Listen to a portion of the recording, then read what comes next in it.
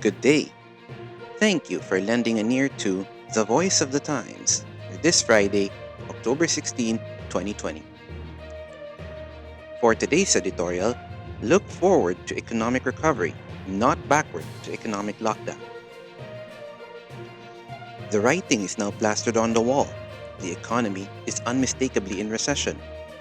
Clearly, the nation must roll up its sleeves to revive it. According to the latest World Economic Outlook of the International Monetary Fund, the Philippine economy is projected to contract by 8.3% this year, which is worse than the 3.6% it projected in its June report. On the other hand, the government's Development Budget Coordination Committee projects the economy to contract by 5.5% this year, which is also deeper than the earlier forecast of 3.4%. Instead of quibbling over the size of the predicted contraction, 5.4% versus 8%, it is more important for our government to focus on the challenge before us, which is the difficult task of reviving the economic fortunes of our people and our country, and recovering the economy's lost dynamism and momentum. The IMF further projects in its forecast that the Philippine economy will trail behind its regional peers in Southeast Asia, notably Thailand, Malaysia, Indonesia, and Vietnam, all of whom used to view with envy our country's repeated feat of recording the highest gross domestic product growth in the region for so many years before the pandemic struck. This year, the economy contracted by 0.7% in the first quarter and by 16.5% in the second quarter, the worst on records available. In its report, the IMF noted the significant weakening of remittance flow in the country.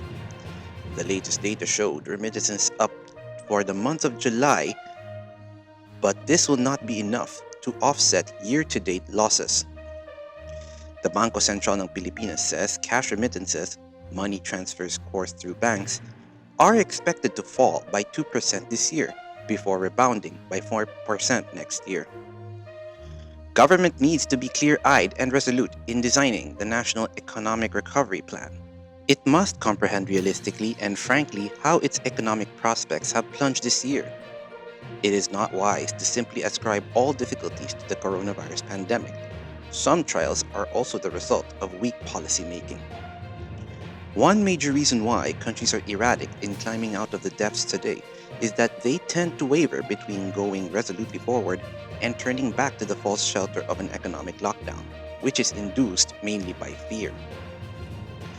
It's a fact, says the WEO, that in May and June, after many economies tentatively reopened from the Great Lockdown, most of them started to recover from the debts to which they have plunged. What has been missing is the full resolution to face down the pandemic.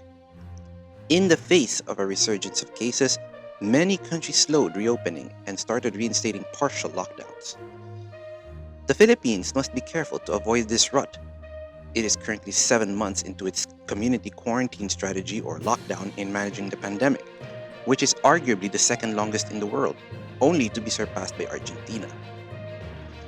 It enforced the strictest enhanced community quarantine in March, and Filipino officials have been timorous in moderating the severity of its lockdown ever since. The Philippines committed a grave strategic error in constituting a coronavirus task force that was principally composed of military men and bureaucrats and sorely wanting of scientists, health professionals, and economists. This policy team appeared more interested in asserting police power over the population than in persuading the people to observe voluntarily health protocols or restrictions. We are also concerned that the Interagency Task Force for the Management of Emerging Infectious Diseases, or the IATF-EID, made some fateful policy choices that could prove costly to the public treasury.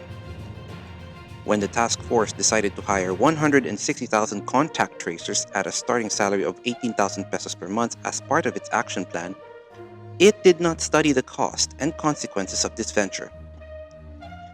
An economic analyst tells us that the contact tracers may be a net contributor to the daily rise in new infections because they are probably given a quota of producing so many sick people every day. Our point is that some IATF EID policies need rethinking, and the process of fully lifting the community quarantine can proceed. It will be then that the National Economic Recovery Plan can advance at full speed. And that's the editorial for Friday, October 16, 2020. For more news and information, get a copy of the Manila Times on print.